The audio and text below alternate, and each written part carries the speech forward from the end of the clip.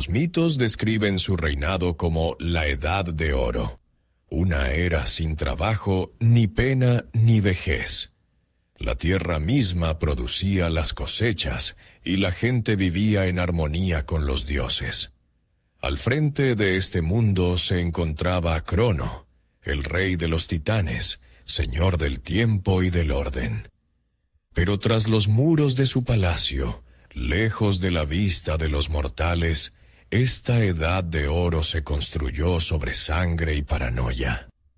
Cada vez que su esposa, la titánide Rea, daba a luz a un nuevo dios, el palacio no se llenaba de alegría, sino de un terror helado. Rea apenas escuchaba el primer llanto de su hijo recién nacido, cuando Crono, sin dudar un segundo, se lo arrebataba. No era un acto de furia ciega, sino un ritual frío y calculado. Los devoraba enteros, uno tras otro, como si no fueran dioses, sino un simple trozo de ambrosía. No lo hacía por crueldad, sino por miedo. Una antigua profecía advertía que su propio hijo lo derrocaría, tal como él había derrocado a su padre. Un gobernante todopoderoso que, aterrorizado por el futuro, intentaba destruirlo de raíz. Este acto impactante plantea la pregunta principal: ¿cómo pudieron ser derrotados seres con tal nivel de poder y paranoia? La historia oficial de su caída está llena de incoherencias lógicas. Esta es la primera paradoja. ¿Por qué los titanes, que gobernaron durante la Edad de Oro, poseían una fuerza primigenia y un poder absoluto, sufrieron una derrota total? Todo apuntaba a su dominio eterno, pero la historia dice lo contrario. Y aquí está la segunda paradoja, aún más extraña. ¿Cómo el mayor temor de Crono se convirtió en la causa de su caída? Al devorar a sus hijos, no los destruía. Los dioses inmortales no podían morir. Solo los encerró en el lugar más seguro del universo, su propio interior.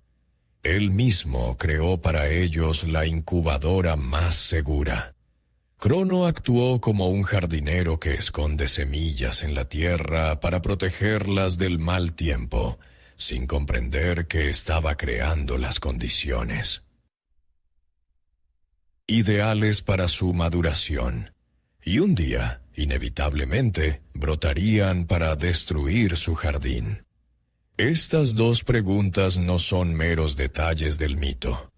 Son las claves para entender cómo los vencedores escriben la historia.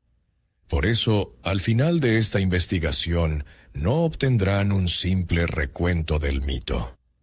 Recibirán 6 claves analíticas que les permitirán juzgar por sí mismos quiénes fueron realmente los titanes. Con ellas, desentrañaremos la versión oficial escrita por los olímpicos. Veremos, más allá de la propaganda, la historia real de una guerra civil cósmica, llena de traiciones y motivos complejos. Y entonces podrán responder por su cuenta. ¿Quién fue el verdadero tirano y quién la víctima? Se convertirán en el jurado de este juicio de la historia. Y nuestra primera clave para este caso la obtendremos en solo 2 minutos, cuando veamos que el nacimiento del universo no fue un acto de creación, sino un acto de violencia sangrienta que inició un ciclo eterno. ¿Cómo podía el primer padre del universo odiar a sus propios hijos? Odiarlos tanto como para devolverlos por la fuerza al vientre de su madre. Todo comienza en el vacío. Del caos nacen Gea, la tierra, y Urano, el cielo. Su unión engendra la primera generación de deidades. 12 poderosos titanes. los cíclopes de un solo ojo y los hecatónquiros de 100 brazos. Pero no era odio, era miedo. A él, como más tarde a su hijo, se le profetizó que uno de sus hijos lo derrocaría. Su paranoia lleva a Gea al límite. Su amor maternal se convierte en veneno. Y entonces, en las profundidades de sus entrañas, forja algo que cambiará las reglas del juego para siempre. La primera arma divina, creada no para la defensa, sino para la traición. La primera arma de los dioses fue creada por una madre, destinada a que un hijo mutilara a su padre. Gea crea una hoz gigante de adamantio, un material capaz de herir a los inmortales. Se la ofrece a sus hijos, los titanes, suplicándoles que se rebelen. Pero todos están paralizados por el miedo. Todos, excepto uno. El más joven, Crono, no ve en esto un horror, sino su única oportunidad. Comete lo impensable. Con esa hoz de adamantio, castra a su padre. Pero Urano, al caer del trono, logra pronunciar una maldición. Serás derrocado por tu propio hijo, igual que yo. El ciclo de violencia ha comenzado. Y ahora es imparable.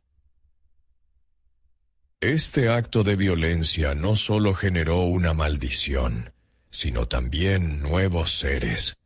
¿De dónde surgieron la diosa del amor, Afrodita, y las terribles Erinias, diosas de la venganza, si nadie las dio a luz? Las gotas de sangre de Urano que cayeron sobre la tierra, Gea, dieron origen a los gigantes y a las 3 Erinias, diosas vengadoras cuya única tarea era perseguir a quienes derramaban sangre familiar. Pero lo más sorprendente ocurrió después. Los genitales de Urano, arrojados por Crono al mar, crearon una espuma de la que nació Afrodita, la diosa del amor y la belleza. La mayor belleza del universo nace del acto de violencia más atroz. Se establece un nuevo orden. Crono es ahora el rey, pero su trono ya está envenenado. Está construido sobre sangre, y las sombras de las Erinias ya se ciernen sobre él. Ahora veremos cómo es un mundo gobernado por un dios que ha heredado una maldición. Crono libera a sus hermanos y hermanas, los titanes. Parece haber llegado como un libertador. Romperá el ciclo de tiranía. Establece su poder y se casa con su hermana Rea. Comienza la era que los mortales llamarán la Edad de Oro. Paz y orden. Pero no liberó a todos. A sus hermanos más monstruosos y poderosos, los cíclopes y los hecatónquiros. Los envía aún más profundo en el Tártaro. Esto no era un nuevo orden, sino el reemplazo de un miedo por otro. Y entonces, la maldición de su padre lo alcanza. Gea y Urano le comunican la misma noticia. Tu propio hijo te derrocará. Su miedo se hace realidad. La acción de Crono fue como el agua que siempre encuentra su antiguo cauce. Y su edad de oro está a punto de convertirse en una jaula dorada de paranoia. ¿Cómo una era que los poetas llamarían la Edad de Oro pudo ser gobernada por un dios que devoraba sistemáticamente a sus propios hijos? Hesíodo describió una utopía. La gente vivía como dioses, sin conocer el trabajo, la pena ni la vejez. La tierra misma les daba todo. Pero este paraíso se construyó sobre un control absoluto.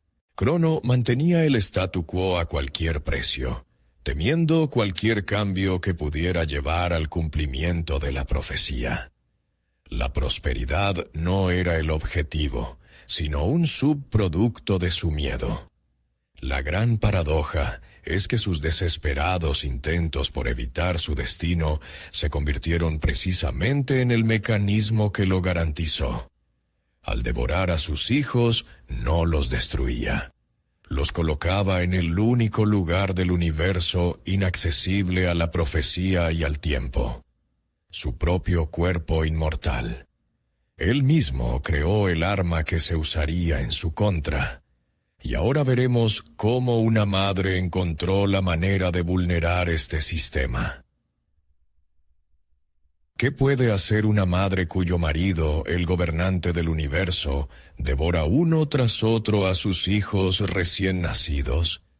Rea da a luz a los 5 primeros olímpicos: Hestia, Deméter, Hera, Hades y Poseidón.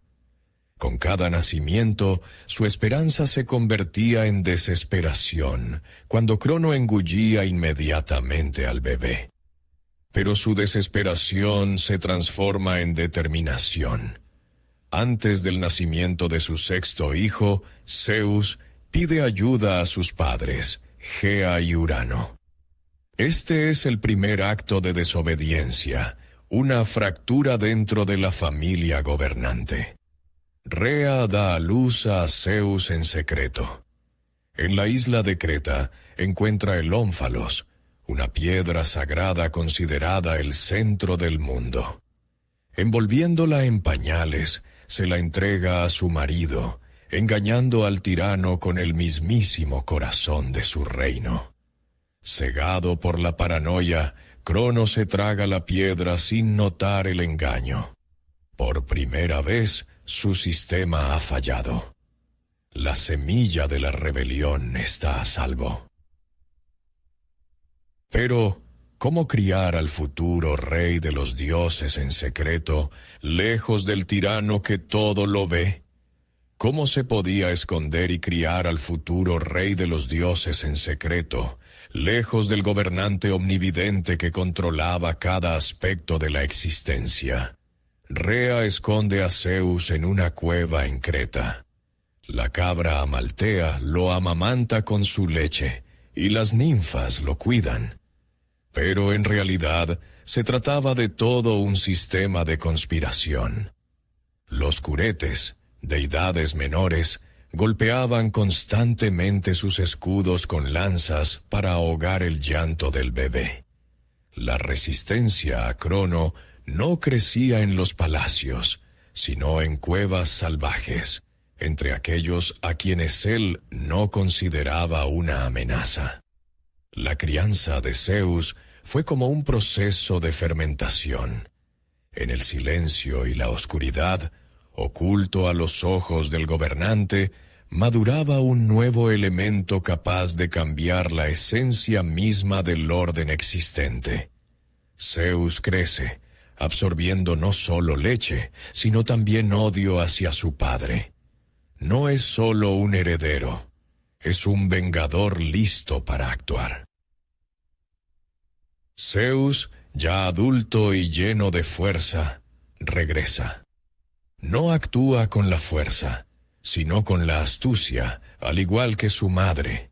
Siguiendo el consejo de la diosa Metis, le da a Crono una pócima disfrazada de hidromiel. Crono la bebe y vomita primero la piedra y luego, uno por uno, a sus hijos, ya adultos y llenos de furia. Este grotesco acto de nacimiento inverso se convierte en el símbolo del colapso de su sistema. 6 objetos expulsó Crono aquel día. Primero la piedra y luego sus 5 hijos. Cada uno de ellos se convirtió en un clavo en el ataúd de su edad de oro. El viejo orden se ha derrumbado. En el escenario aparece una nueva generación de dioses, listos para la guerra.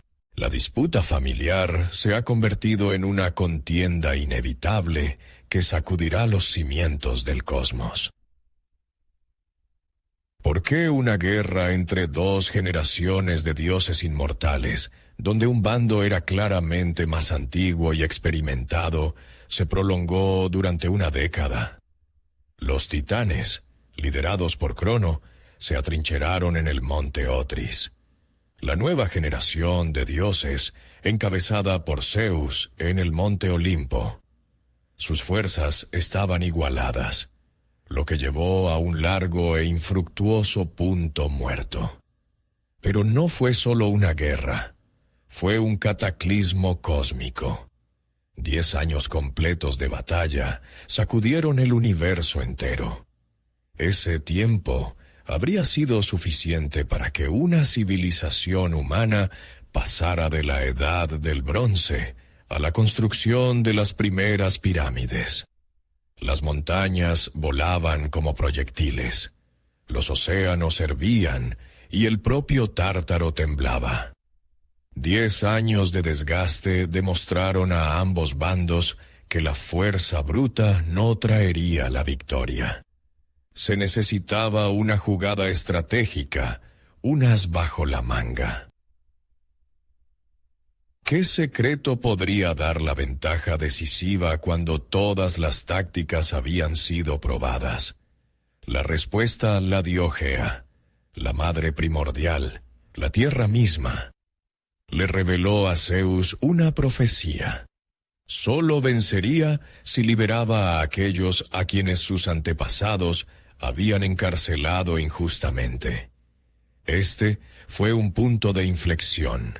Zeus comprendió que la clave de la victoria no residía en su propia fuerza, sino en corregir los errores del pasado. Para vencer a su padre, debía hacer lo que su padre no tuvo el valor de hacer. Aliarse con los monstruos, desciende al Tártaro. Su objetivo no son los titanes, sino sus hermanos a quienes traicionaron. Los cíclopes de un solo ojo y los hecatónquiros de 100 brazos. Estaba a punto de desatar un poder primitivo e incontrolable, capaz de destruir no solo a sus enemigos, sino al universo entero. La victoria en la guerra de los dioses no la consiguieron los propios dioses, sino aquellos a quienes consideraban monstruos y mantenían cautivos. Zeus libera a los gigantes. En agradecimiento, los cíclopes, hábiles herreros, forjan para él los rayos, para Poseidón el tridente y para Hades el casco de invisibilidad. Pero no eran simples armas, eran tecnologías equivalentes a armas de destrucción masiva. El poder de los rayos de Zeus era absoluto, y los hecatónquiros se convirtieron en artillería viviente. 3 gigantes con 100 brazos cada uno podían lanzar simultáneamente 300 rocas del tamaño de colinas. Fue un bombardeo de artillería a escala planetaria. El equilibrio de poder se rompió de forma instantánea e irreversible. Los titanes estaban condenados. ¿Fue este un acto heroico o un crimen de guerra temerario? La versión oficial de la historia dice que el orden, representado por los olímpicos, aplastó la tiranía del viejo mundo. Pero, ¿a qué precio se logró esta victoria? El universo estuvo al borde de la aniquilación total. Zeus utilizó un poder que apenas podía controlar, estableciendo un peligroso precedente. En nombre del poder se puede poner en riesgo todo el cosmos. El uso de un arma absoluta para alcanzar un fin noble. ¿Es una medida justificada o una manifestación de tiranía no mejor que aquella contra la que luchaban? Mientras unos celebraban la victoria, otros que no aceptaban la derrota preparaban una nueva forma de lucha.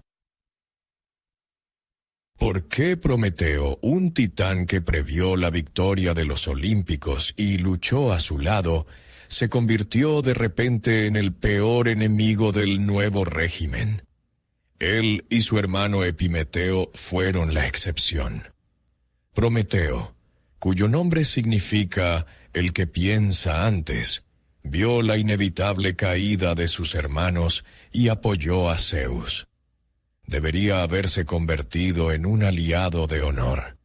Pero el conflicto no surgió por el poder, sino por la ideología. Zeus, decepcionado con los humanos, decidió destruirlos. Prometeo, en cambio, que los había creado de arcilla, veía potencial en ellos. Comete un acto de abierta desobediencia. Roba el fuego del Olimpo y se lo entrega a los humanos. No es solo una llama. Es el símbolo del conocimiento, la tecnología y la independencia. Al regalar el fuego, Prometeo no actuó como un general que da armas, sino como un padre que enseña a su hijo a caminar. Dio a la humanidad no la fuerza, sino la capacidad de moverse por sí misma. Pero este regalo le costaría una eternidad de sufrimiento. ¿Qué castigo puede ser peor que la muerte para un inmortal? Zeus encadena a Prometeo a una roca en el Cáucaso. Cada día, un águila llega y le devora el hígado, que vuelve a crecer durante la noche. Es un ciclo infinito de agonía, calculado, según algunas fuentes, para durar 30.000 años. Pero en realidad fue un espectáculo público eterno. Zeus no castigaba tanto el cuerpo de Prometeo como su idea. Intentaba quebrar su espíritu y mostrar al mundo entero la futilidad de la resistencia. Pero Prometeo no se rindió. Su sufrimiento no se convirtió en un símbolo de derrota, sino en un símbolo de voluntad inquebrantable. Perdió la batalla, pero comenzó a ganar la guerra ideológica, convirtiéndose en el primer mártir en la lucha por la libertad. Mientras él sufría por una idea, otros eran castigados por su poder. ¿Por qué precisamente el titán Atlas, uno de los principales comandantes en la guerra, fue condenado no a la tortura, sino a sostener eternamente la bóveda celeste sobre sus hombros? Él era el símbolo del poder indestructible, de la resistencia feroz. Su castigo es la cumbre de la ironía de Zeus. Aquel que intentó derribar los cielos ahora está condenado a sostenerlos para siempre. Su mayor fuerza, capaz de mover montañas, se vuelve contra él, convirtiéndose en el pilar del orden que odiaba. Debía soportar eternamente un peso que los científicos estiman en más de 5 cuatrillones de toneladas.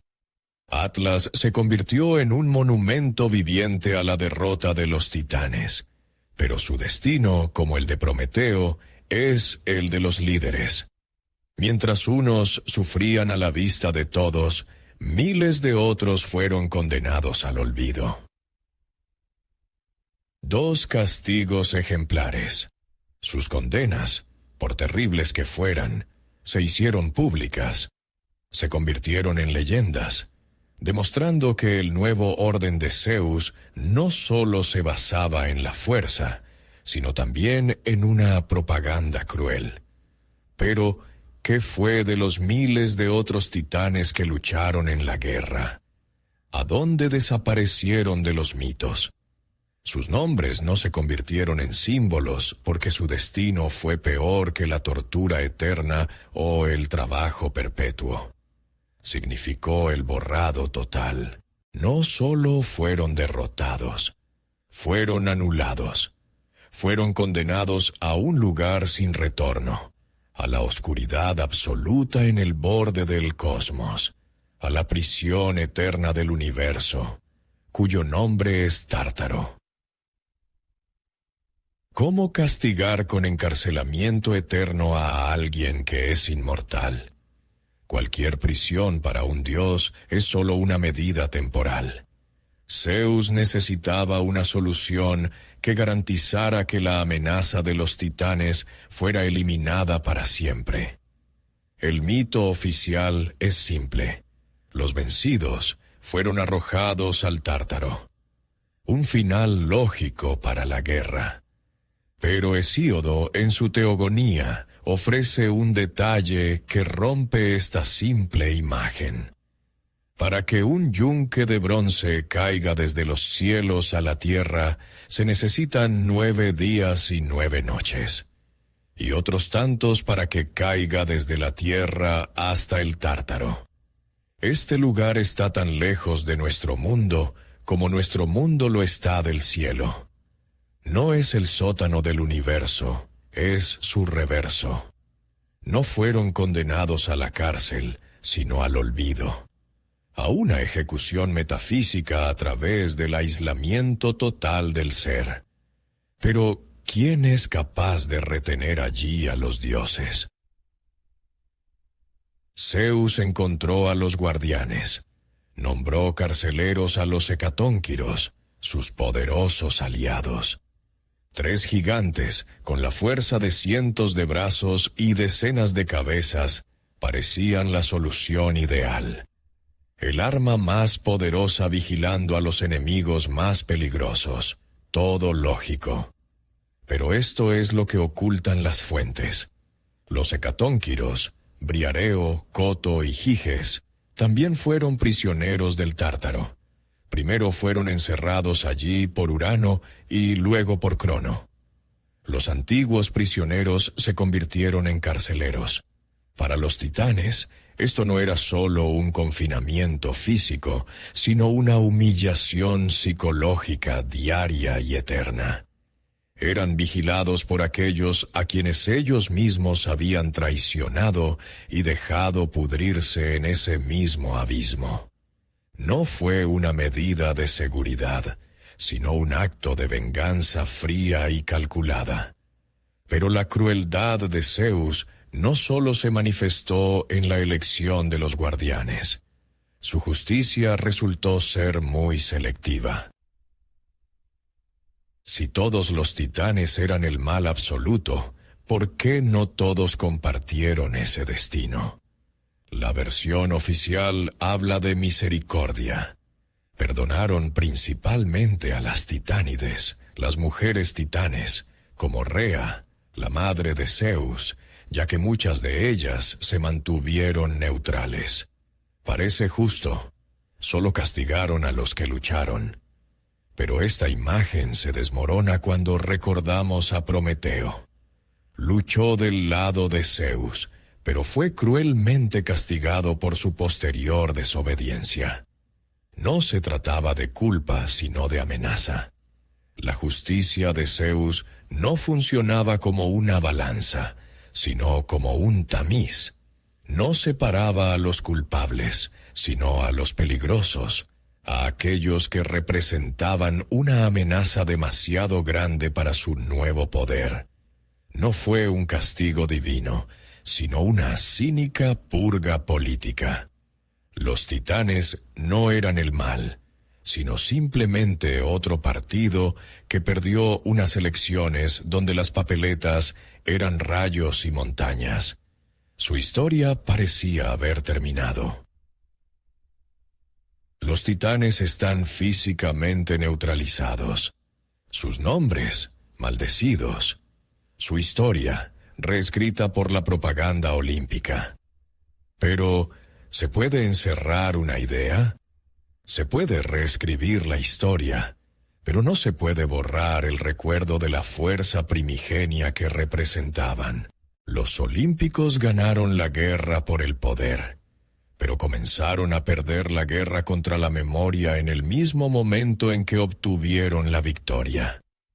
El intento de borrar algo con tanta fuerza solo garantiza su inmortalidad de otra forma. Y descubriremos que los titanes están mucho más cerca de lo que pensamos. Se esconden en las palabras que usamos cada día y en las historias que todavía contamos.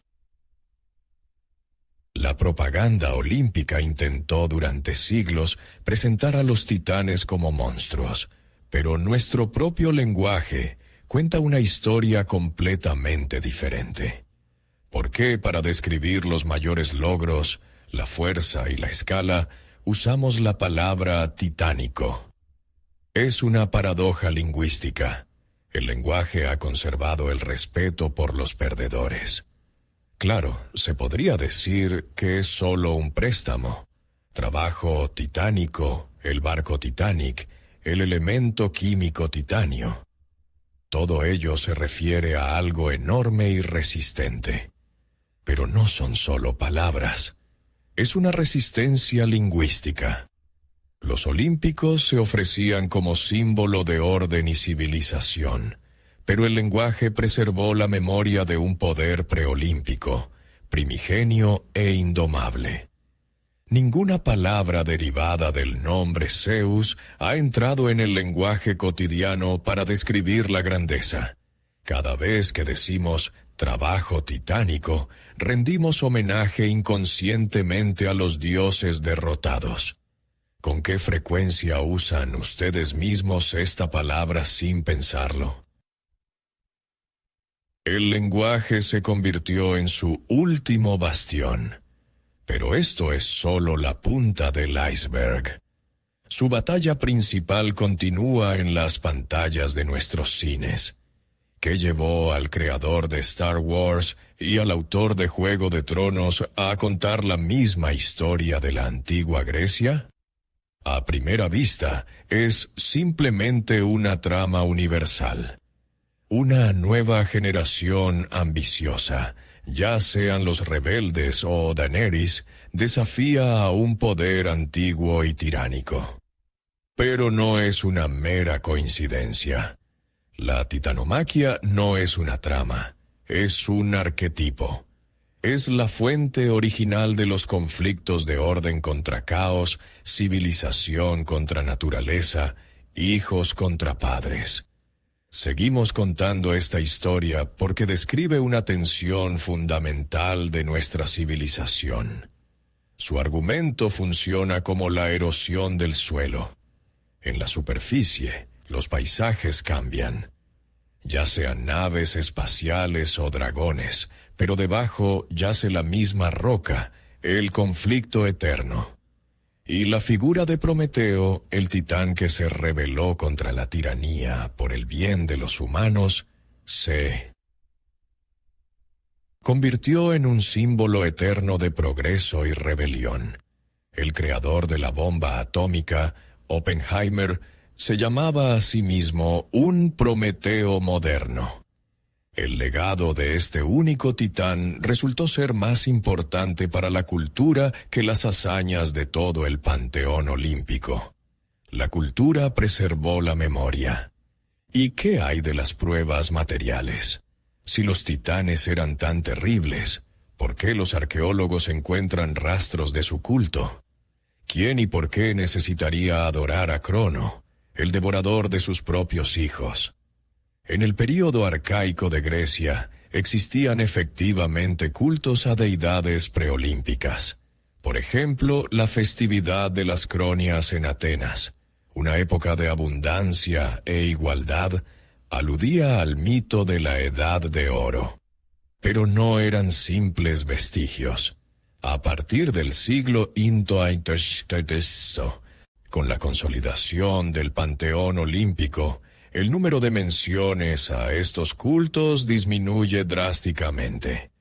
Fue una política deliberada de asimilación o eliminación de competidores. Las Saturnales romanas absorbieron y neutralizaron más tarde a las Cronias griegas. Más del 90% de los santuarios conocidos del período preolímpico fueron destruidos o reconstruidos para los dioses olímpicos a principios del siglo IV. En el lugar de los antiguos santuarios se erigían templos a Zeus. La historia la escriben los vencedores no solo en los textos, sino también en la piedra, borrando literalmente el pasado. Los olímpicos ganaron la guerra por el poder, pero perdieron la guerra por el olvido total. Los titanes no desaparecieron. Encontramos su eco en las palabras que usamos, en las historias que amamos y en las ruinas de antiguos templos bajo nuestros pies. Su legado resultó ser indestructible. El espíritu de los titanes, el espíritu del poder primigenio y la rebelión, demostró ser más fuerte que las prisiones y la propaganda. Hemos encontrado 3 claves de su inmortalidad, y ahora, armados con los 6 elementos de nuestra investigación, estamos listos para emitir un veredicto final. En unos minutos, uniremos todas las piezas y responderemos: ¿quiénes gobernaron realmente el mundo antes de los dioses olímpicos y por qué su historia es tan importante para nosotros hoy? La historia de Urano, Crono y Zeus no son 3 épocas diferentes, sino 3 actos de la misma tragedia. La castración de Urano, la devoración de los hijos por parte de Crono y la guerra de Zeus no son eventos aislados, sino eslabones de una misma cadena. La hoz sangrienta con la que Crono mutiló a su padre se convirtió en el testigo que pasaba la maldición del poder. Detrás de las acciones de los 3 gobernantes había un mismo motivo: el miedo paranoico a la profecía de ser derrocado. Zeus no rompió este ciclo. Simplemente resultó ser su último vencedor. Su orden se construye sobre el mismo fundamento de violencia que la tiranía de su padre. Este ciclo funciona como la gravedad. Urano fue la primera estrella que colapsó bajo su propio peso. Crono se convirtió en un agujero negro que lo absorbía todo. Y Zeus simplemente construyó un nuevo sistema que gira en torno al mismo punto oscuro de miedo. Pensábamos que era una historia sobre la victoria de la civilización, pero resultó ser sobre el cambio de una generación de tiranos por otra. El precio de este nuevo orden fue absoluto. Hemos reunido los 3 elementos del arsenal de Zeus.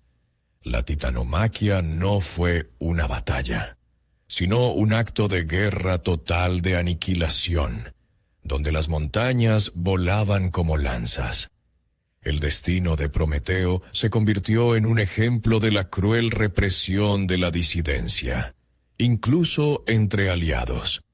Y la caída en el Tártaro no fue justicia, sino una cínica purga política.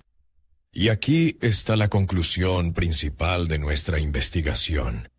Los titanes fueron borrados de la historia no porque fueran malvados, sino porque perdieron. Su historia es un recordatorio universal de que cualquier poder primero destruye la alternativa y luego se legitima a sí mismo reescribiendo el pasado y demonizando a los vencidos. Pero sí, los olímpicos borraron tan cuidadosamente todas las huellas como pudo el legado de los titanes sobrevivir a milenios de olvido y propaganda. Sobrevivieron porque es imposible destruirlos. Encontramos su eco en nuestro lenguaje, en nuestras historias favoritas y bajo las ruinas de los templos. Pero no son fragmentos casuales. Son pruebas de su verdadera naturaleza.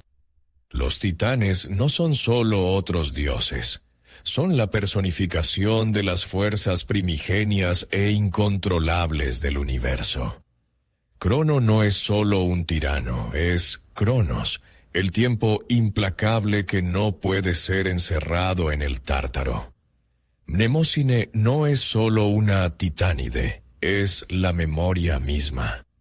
Los olímpicos intentaron civilizar este poder elemental, someterlo a la ley y al orden. Pero es imposible exterminar esa fuerza en sí misma. Los titanes fueron olvidados porque representaban una amenaza ideológica para el nuevo mundo, pero su espíritu resultó ser más fuerte que las prisiones. No cayeron. Se retiraron a nuestro subconsciente. Esperando su momento.